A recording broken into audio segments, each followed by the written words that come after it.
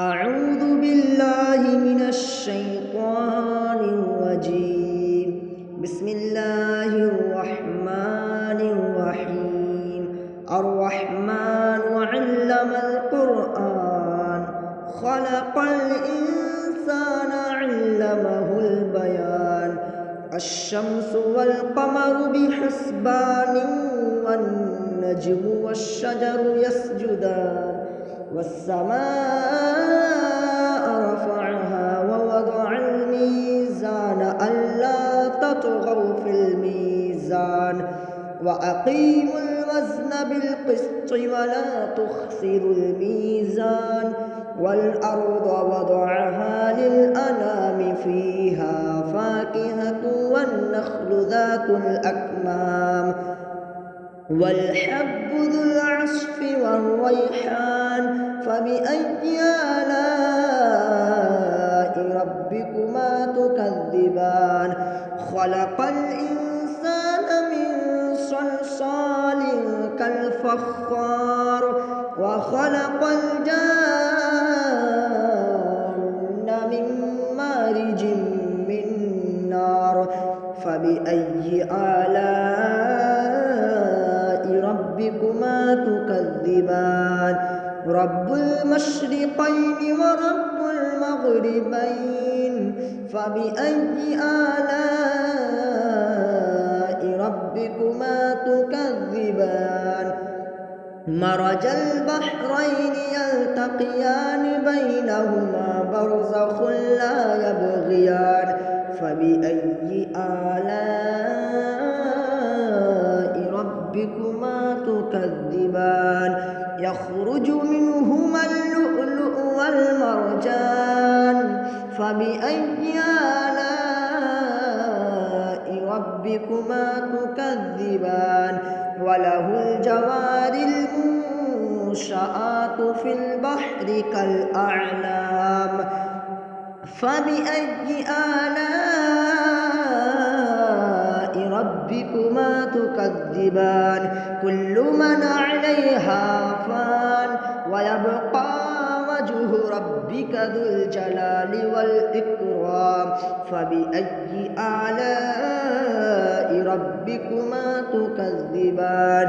يسأله من في السماوات والأرض كل يوم هو في شأن فبأي آلاء ربكما تكذبان. سنفرغ لكم أيها الثقلان فبأي آلاء ربكما تكذبان. يا معشر الجن والإنس إن استطعتم أن تنفذوا من أقطار السماوات والأرض فانفذوا لا تنفذون إلا بسلطان فبأي آلاء ربكما تكذبان. يرسل عليكما شواظ من نار ونحاس فلا تنتصران فبأي آلاء ربكما تكذبان. فإذا انشقت السماء فكانت وردة كالدهان فبأي آلاء ربكما تكذبان. فيومئذ لا يسأل عن ذنبه إنس ولا جان فبأي آلاء ربكما تكذبان.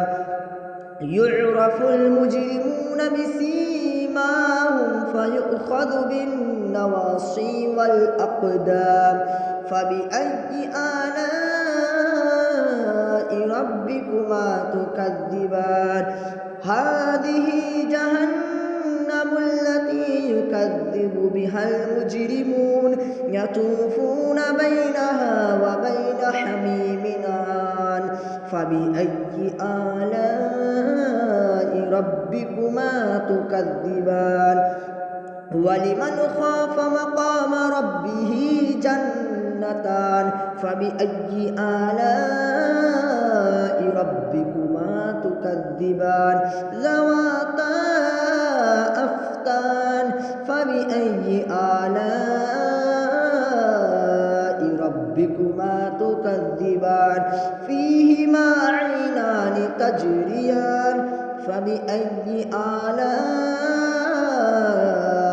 ربكما تكذبان فيهما من كل فاكهة زوجان فبأي آلاء ربكما تكذبان متكئين على فرش بطائنها من استبرق وجنى الجنتين دان فبأي آلاء ربكما تكذبان فيهن قاصرات الطرف لم يطمثهن إنس قبلهم ولا جان فبأي آلاء ربكما تكذبان كأنهن الياقوت والمرجان فبأي آلاء ربكما تكذبان هل جزاء الإحسان إلا الإحسان فبأي آلاء ربكما تكذبان ومن دونهما جنتان فبأي آلاء ربكما تكذبان مدهامتان فبأي آلاء ربكما تكذبان فيهما عينان نضاختان فبأي آلاء ربكما تكذبان فيهما فاكهة ونخل ورمان فبأي آلاء ربكما تكذبان فيهن خيرات حسان فبأي آلاء ربكما تكذبان حور مقصورات في الخيام فبأي آلاء ربكما تكذبان لم يطمثهن إنس قبلهم ولا جان فبأي آلاء ربكما تكذبان متكئين على رفرف خضر وعبقري حسان فبأي آلاء ربكما تكذبان تبارك اسم ربك ذي الجلال والإكرام صدق الله العظيم.